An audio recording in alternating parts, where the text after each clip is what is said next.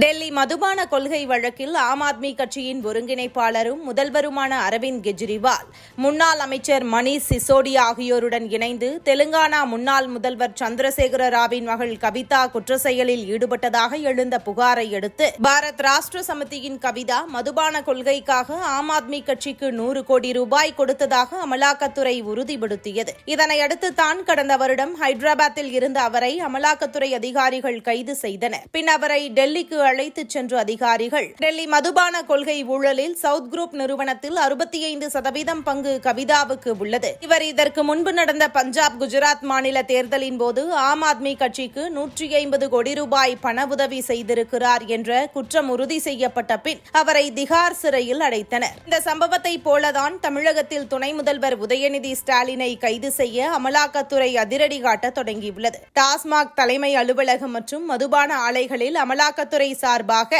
கடந்த மார்ச் மாதம் அதிரடி சோதனை நடத்தியது. அமலாக்கத்துறை நடத்திய இந்த சோதனையில் டாஸ்மாக் நிறுவனத்தில் 1000 கோடி ரூபாய் முறைகேடு நடந்திருப்பதாக அமலாக்கத்துறை குற்றம் சாட்டியது. ஆனால் இதில் நடவடிக்கை எடுக்கக்கூடாது என்று தமிழக அரசும் டாஸ்மாக் நிறுவனமும் உயர்நீதிமன்றத்தில் மனு அளித்தது. இருப்பினும் அந்த வழக்குகளை சென்னை உயர்நீதிமன்றம் தள்ளுபடி செய்தது. அமலாக்கத்துறையின் நடவடிக்கைகளை தடுக்கும் நோக்கில் பெண் அதிகாரிகளையும் ஊழியர்களையும் கேடயமாக பயன்படுத்தி அரசு வழக்குகள் தொடர்ந்திருக்கலாம் என்று உயர்நீதிமன்றம் கருத்து தெரிவித்தது. இதனையடுத்து கடந்த சில நாட்களுக்கு முன்பாக சென்னையில் 10க்கும் மேற்பட்ட இடங்களில் அமலாக்கத்துறை சோதனை நடத்தியது. குறிப்பாக டாஸ்மாக் இயக்குநர் விசாகன் வீட்டில் அமலாக்கத்துறை 2 நாட்களாக சோதனை நடத்தியது. இந்த விவகாரத்தில் முக்கிய குற்றவாளிகளாக கருதப்படும் ஆகாஷ் பாஸ்கரன் மற்றும் ரத்தீஷ் ஆகியோர் அமலாக்கத்துறையின் விசாரணை வளையத்திற்குள் உள்ளனர்.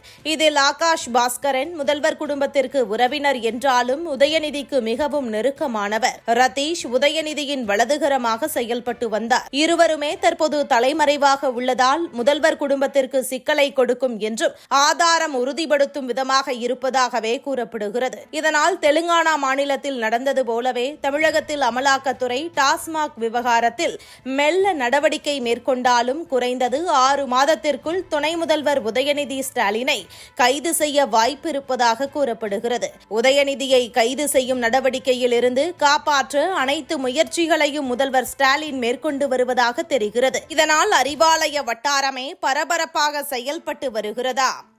இதுபோன்ற முக்கிய நிகழ்வுகள், அரசியல் தகவல்களை ஆழமாக மாறுபட்ட கோணத்திலும் அறிந்து கொள்ள மறக்காமல் உங்கள் TNS24 டிஜிட்டல் பக்கத்தை பின்பற்றிக் கொள்ளவும்.